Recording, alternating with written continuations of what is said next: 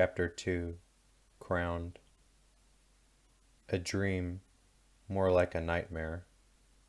A reality Zion was hoping for. Lying on the asphalt, Zion is awakened to a fast-moving car driving by him, splashing him with water. Zion pants aggressively. "Zach! Johnny!"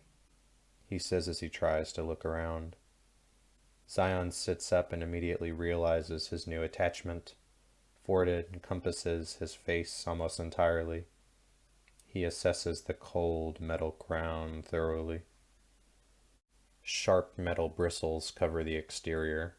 Two small eye slots seem to perfectly fit the human eyes. Injectors with antennae dig into his skull. A glass tank full of a gray fluid. And finally 2 arms that dig into his cheek. The weight of the crown hurts his neck, and he's sweating from the intense heat. At least that shit stopped, he thinks to himself as he looks up to the torn blue sky. The terrifying shrills did indeed stop, but not without leaving their mark all throughout the city. Zion brushes himself off and manages to stand. Fires riddle the city. "Where the cops at?" Zion asks a man walking slowly on the other side of the street. The man just looks at him with cold, dead eyes and waves a can at Zion. "Damn junkie," Zion says as he takes a step into the city. Zion was entirely concerned. He couldn't look down at his friends, and the crown hurt his neck and head badly. It weighed in at 48 pounds. He put on his gangster face, or so he would say, and looked to his dead friends, knowing he couldn't leave them there. He had eaten with their parents, had gone to church with them, and would have taken a shot for his friends any day. But they are gone, and he doesn't have time to mourn. He tries to take the helmet off to make carrying 2 bodies easier. "Come on, come on, come on!" he yells as he pulls and yanks aggressively. The pressure is sending his head in the direction he yanks. He backs up to an alley and charges into a brick wall. Zion falls hard on his butt. He gets ready to mouth a word when a bright orange light coming from the crown lights the alleyway. The crown's arms dig deeper into his cheek, causing him immense pain. Zion falls to the ground, trying to contain himself, gritting his teeth to do so. "I don't have time for this," he screams. "I gotta get to my mom's and get Eddie out to school," he says to himself. He decides to deal with the crown, maybe a decision he didn't have to make. He approaches his dead friends. Each step felt like a mile, but he got closer and closer only to notice that the crowns that killed his friends now had a solid orange light emitting off them in similar fashion to his own crown.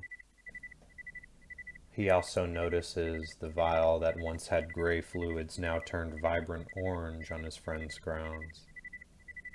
And if to make matters worse, the crowns began to move. They both jump on their legs and spin around hostilely like a pissed-off 50-pound crab looking for its next meal. Although, that doesn't last long.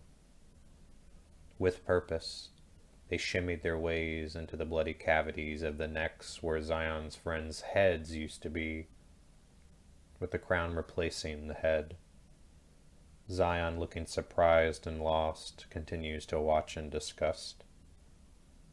The arms pop out of a different section of the crown and begin to stitch the neck's flesh to the hard but malleable crown.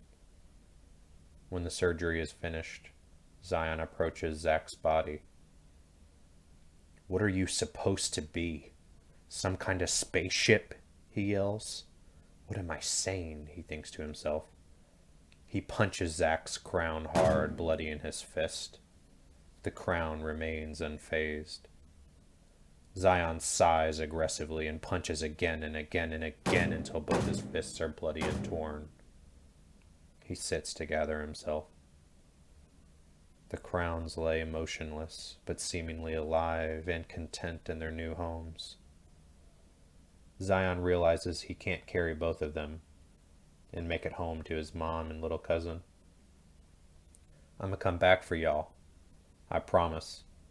He tears up as he walks towards the city. A piercing shrill fills the corner street, forcing Zion to find the source. Johnny and Zach were standing, the crowns perfectly fitted where their heads used to be. They stood still, chillingly, menacingly. The orange glow within lit the crown like a carved pumpkin. "What the hell are you things? Get off my friends!" Zion yells.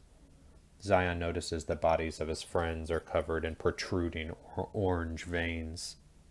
Still they remained. Zion, trying not to panic, slowly sidesteps over to his bag, step by step with eyes never leaving his zombified friends. "This shit ain't happening, this shit ain't happening," he said over and over again in his head as he shuffled in his bag. "Damn, I left that shit at home," he shouts as he notices his missing gun. He pauses and grabs a little baggie out. "This shit ain't real. I need to smoke this and calm down," he says as he brings a blunt to his lips. He strikes the lighter and inhales. However, his friends were now facing his direction. They arch forward as if they were about to go on an Olympic sprint. Zion feels the pressure in the air and takes off, ensuring to not drop the blunt. He looks back while running to see his friends running after him closely. Zion doesn't let up on his speed for a second. Even so, Zion recalled an ominously realistic flashback. His friends chasing him playing tag. Johnny singing a popular rhyme from their childhood.